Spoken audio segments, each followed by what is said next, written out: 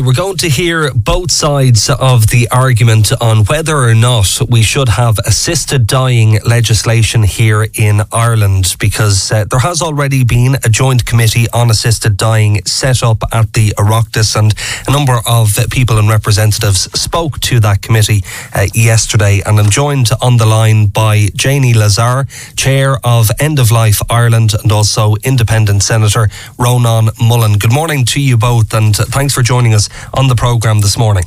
Good morning, Owen. Okay. Good morning, and thank you. We might start off with you, Janie, and tell us first of all your position here and what you do at End of Life Ireland. Thank you, Owen. Our position is quite simple. That there aren't sides as such, and what I would appreciate is, if you like, not positioning it as sides.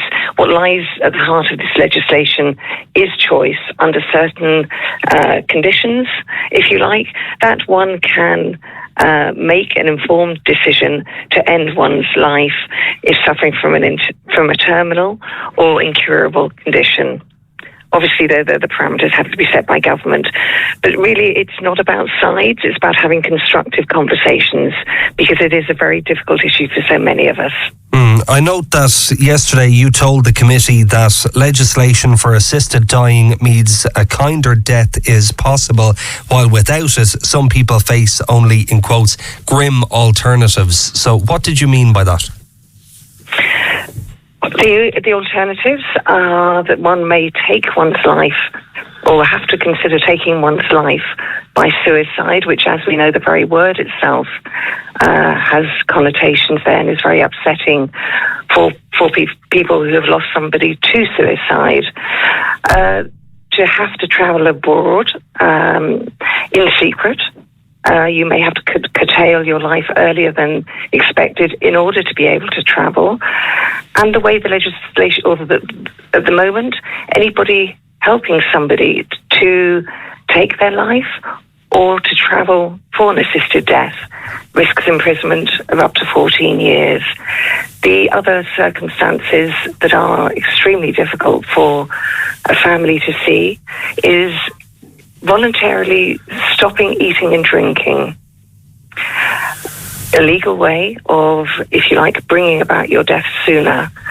And to me, and to many of us, that's an utterly inhumane step to have to take. Okay, and just before we bring in Senator Mullen, yesterday as well, the committee heard an appeal from Dr. Stephen Duckworth, who has been paralysed for over 4 decades, and he is an academic, a business person and a social entrepreneur, as well as a disability activist. He said, "I'm not terminally ill, but one day I may be. I'm not scared to die, but I do want control." So is it all about decision-making, choice and control over your own life? It's exactly that, being able to make an informed decision. And if you put yourself in the position of somebody who is living with the fact they are dying, to be able to control one part of your life, i.e. your death, when increasingly you are less and less able to do anything else for yourself, to me is kindness, to be able to afford somebody that opportunity. Okay, Janie, just stay on the line with me. Senator Ronan Mullen, as I say, is with us as well. Ronan, what's your view on this?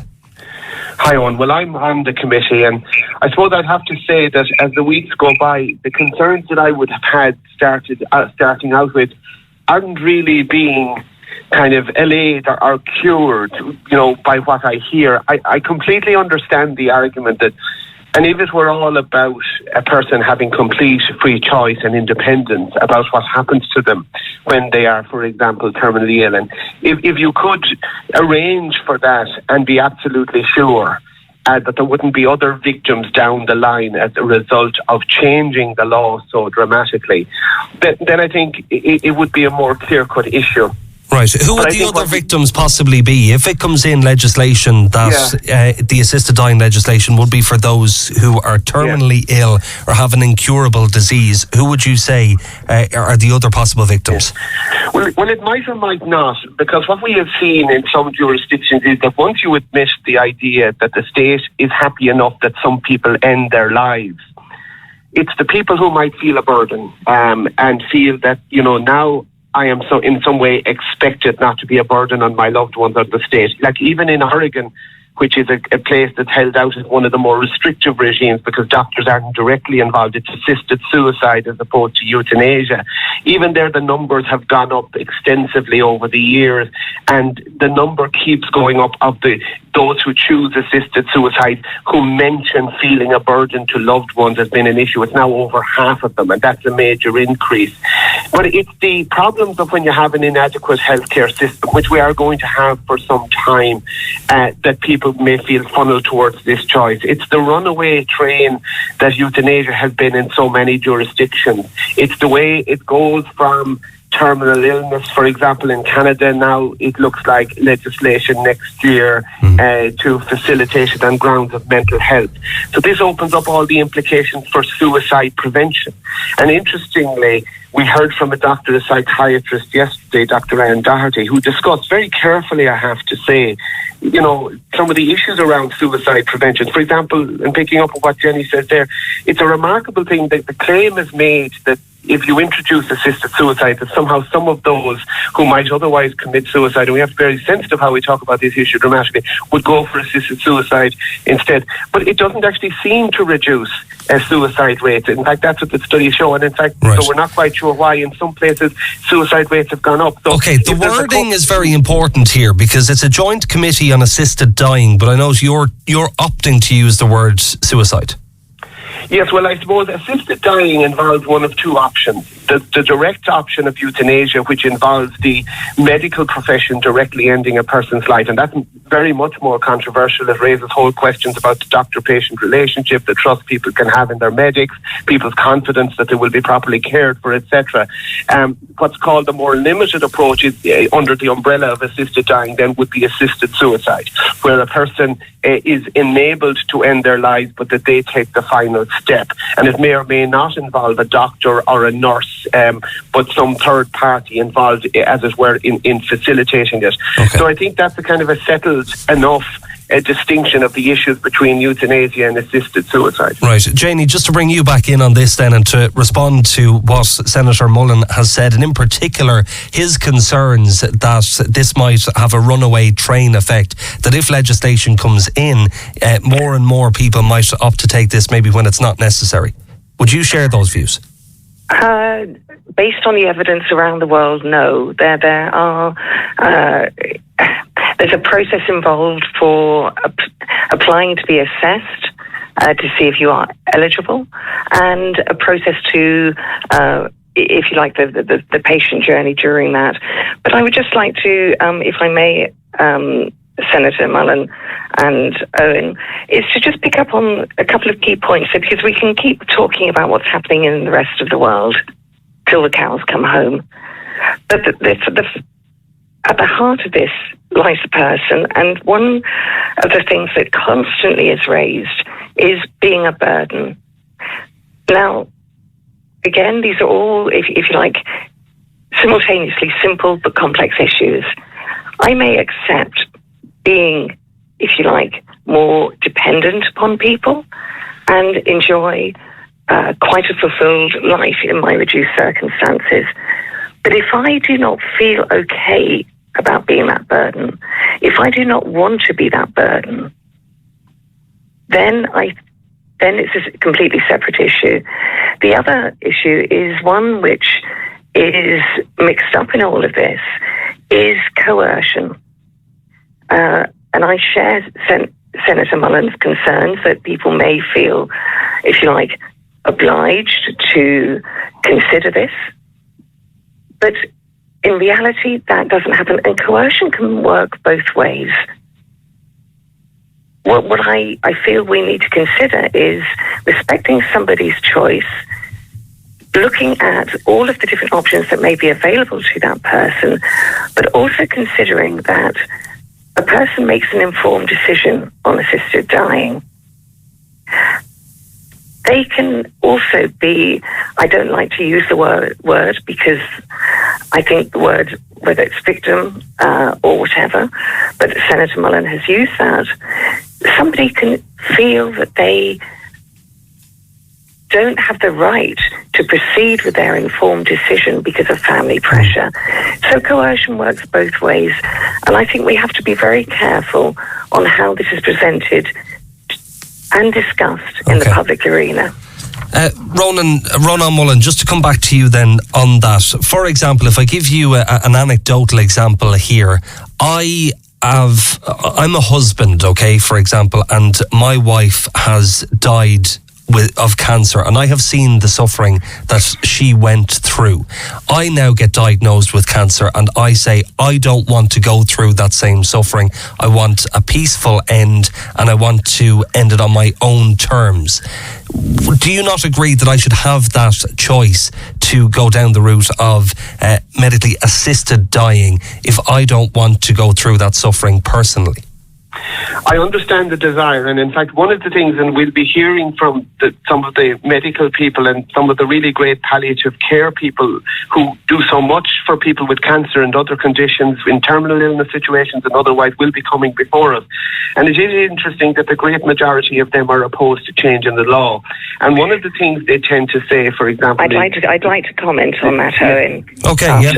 Thank you. One of the, just in a second, maybe, Jenny, if that's all right. Yes, of course. One of the things they tend to talk about, for example, is how initial depression and fear, which is very common after a cancer diagnosis, when dealt with, it can deal with so much of the desire to have one's life ended, which can often progress from depression and fear. I'm not talking about that. I'm talking about straightforward, I don't want to go through the suffering of cancer. I want to end it, and I want to end it peacefully. Can I not have that choice?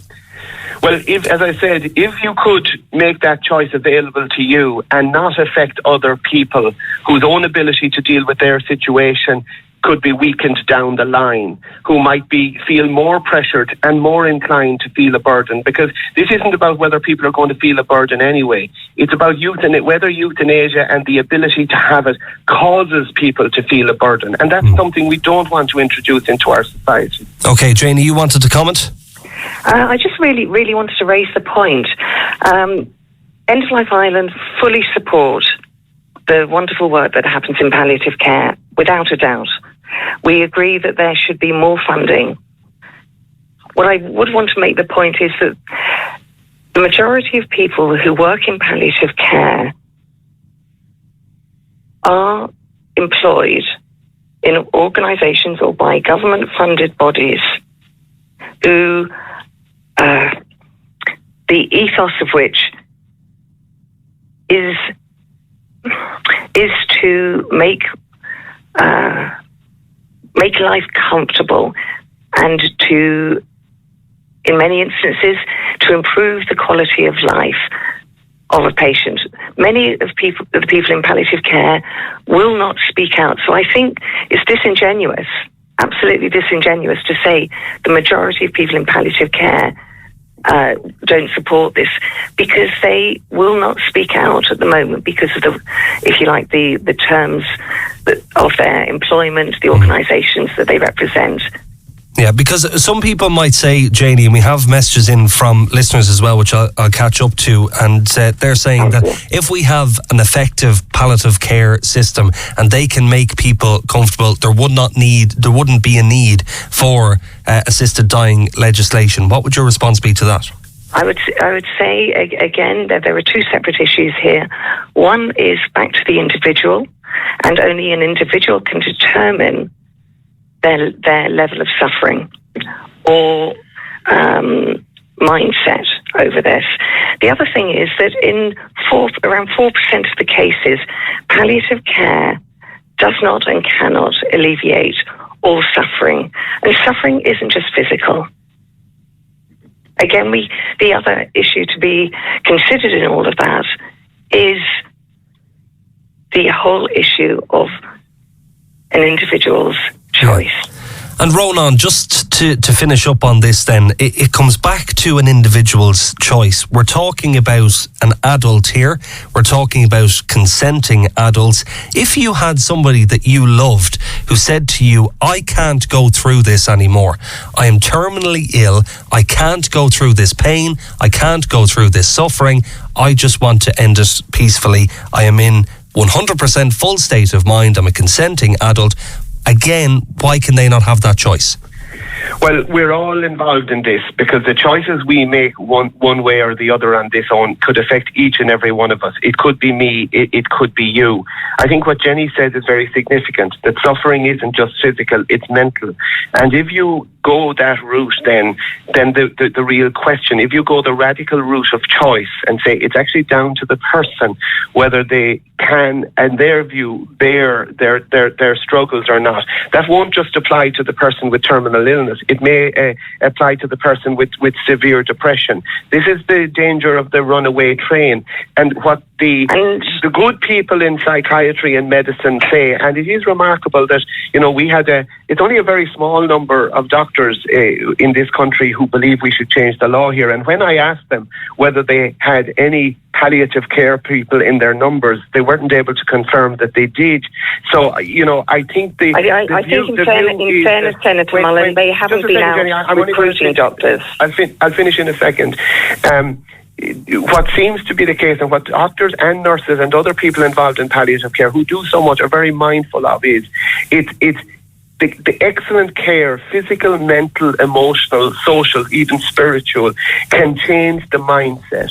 If euthanasia is on the table, people may not feel able to embrace the very thing that may alleviate their depression, their fear, their desire to have their lives ended. But are we not talking about terminal illnesses here? So where does depression come into it? Because what we see, and in places like Canada, is it begins with terminal illness, but it actually goes beyond that. And also bear in mind that depression is part of terminal illness in many cases, and it is very often depression at the initial stage of a diagnosis that can cause people to want to have their lives ended. And what we know is that proper treatment of that depression can ease the fears that cause people to want to have their lives ended. Right. If, on the other hand, euthanasia is on the table as a state-supported option, there will be people, or there may well be people, who will want to have their lives ended, who would not have wanted it if society was ordered a different way and we were focusing on ever-improving palliative care and healthcare and so on. You're rattling out the same arguments all of the time. What I would like to do is give you the example of somebody like Brendan Clark, who had MND, who died in August before he had the opportunity to meet the committee. Brendan had accepted his diagnosis. Brendan Clark had accepted the fact he was going to die. He had accepted the fact that he knew he couldn't have an assisted death here. But all of his friends supported him in him supporting wanting to have the choice. And I think that is the issue. Many of his friends who I met at the removal said, this may not be my choice personally, but I believe as a person, as an individual, everyone is entitled to make that decision for themselves. What they wanted to do was support Brendan in having that choice if it were available. Sadly, it was not. Yeah. And sadly, he died of motor neuron. Okay. And that is a very tragic case, Owen. But again, if we can surround people with the proper support, we can run the risk if we just make it a matter of pure radical individual choice. We run the radical. risk. It's not radical. Again, you use language that incites fear. Yeah, why is it radical?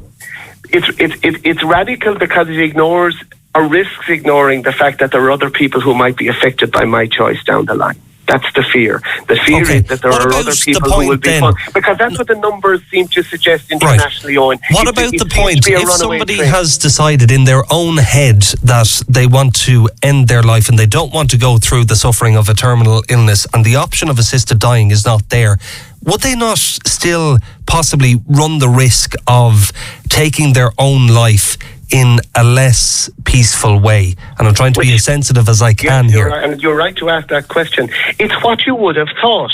And this is why I mentioned earlier, it doesn't seem to be the case. In fact, introducing assisted suicide does not seem to reduce suicide rates. So if there are people who would have committed suicide, if you like, in a violent or way, who chose assisted dying, then it must mean that something else is happening which is causing an increase in suicide associated with a change in the law. We don't know enough, but there seems to be some evidence to suggest, in fact, it seems to be strong, suggested now, that introducing assisted suicide doesn't reduce suicide rate. Again, if it's only about the person's individual choice, it wouldn't be such a hard argument. It's about the people who might be funneled towards euthanasia, the people who will feel pressurised. And this is what so many jurisdictions seem to show. Final word to you, Janie, because we are tight for time. So final word to you. Absolutely.